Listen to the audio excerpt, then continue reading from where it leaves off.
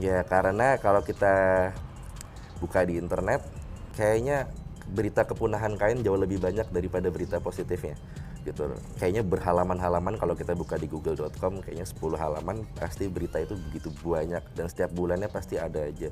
Dan hari ini tuh pengrajin kain tidak seperti dulu. Pengrajin kain itu ya udah kayak kerja kantoran aja, ngikutin aja apa mau pasar mungkin. Apa jangan-jangan mereka nggak tahu pasar ya, jadi hanya ngelakoni aja gitu.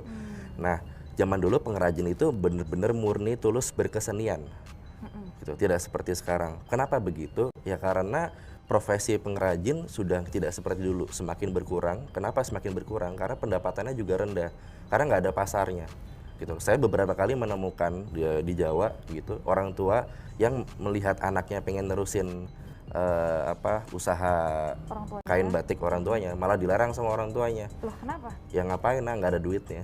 Oh, karena kita mungkin juga kurang menghargai nggak sih? Ya, memang kita kurang menghargai gitu loh. Kita kalau misalkan beli selendang, saya boleh sebut merek? Boleh. Selendang misalkan dari Hermes gitu, selendang hanya teknik produksi print atau cetak saja bisa dijual hingga 25 juta sampai 30 juta. Tapi kalau kain kita butuh waktu berapa lama untuk bisa dijual sampai harga 20 juta, 25 juta gitu. Kayaknya batik Madura Gentongan yang proses pewarnaannya hingga berbulan-bulan aja jualnya nggak nyampe segitu gitu.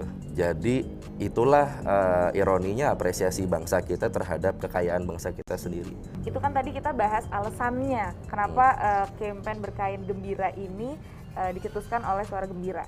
Tapi untuk mencapai goals-nya Mas Owi dan teman-teman, ada nggak sih kendala yang mungkin udah kejadian gitu loh selama proses kampanye dari Berkain Gembira ini? Sebenarnya kalau bicara goals atau bahasa Indonesia cita-cita lah gitu ya, tujuan besar gitu ya, impiannya pengennya seluruh bangsa Indonesia kalau bisa 100% semuanya mempunyai kebiasaan berkain, nggak mesti setiap hari, tapi kita mesti kembali seperti sedia kala gitu. Sama halnya kayak bangsa India gitu, masih banyak hari ini kita melihat wanita ibu tani loh di sawah gitu tetap pakai sarinya yang mutunya kayak mutu songket kita, songket Palembang, mewah padahal, tapi mereka pakai di lumpur apa segala macam, mereka nggak ambil pusing. Dan beberapa aktor India kalau misalkan main film di Amerika gitu yang berkuliah di Eropa masih banyak tetap mau mengenakan pakaian mereka, sari mereka. Harapan saya sih seperti itu, karena gini, kita ini bukan terlahir di suatu bangsa dan negara yang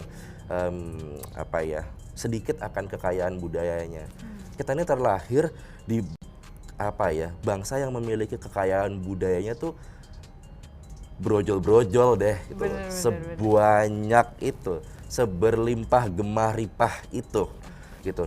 Sangat sayang sekali kalau kita tidak berkepribadian, minimal bagi saya persoalan dalam busana itu perjuangan yang paling sederhana yang bisa kita lakukan loh. Untuk mengenalkan si batik ini kah? Betul. Oke. Ya, maupun songket, maupun tenun dan lain-lainnya. Hanya persoalan kebiasaan. Gitu. Mungkin beberapa orang merasa berkain itu sulit. Gitu loh. Berkain itu ribet. Nah, segala macam. Nah, itu bagi saya persoalan pengetahuan aja, karena tahunya pakai kain itu tuh standarnya atau bakunya itu yang kayak di acara kawinan kita dipakein kan sama tukang sewanya, dikasih stagen, jalannya jadi susah. Nah, kita mematok ke sana, padahal lagi-lagi saya sampaikan berkain itu sungguh merdeka loh, bagaimana kita merancang kain yang kita kenakan gitu.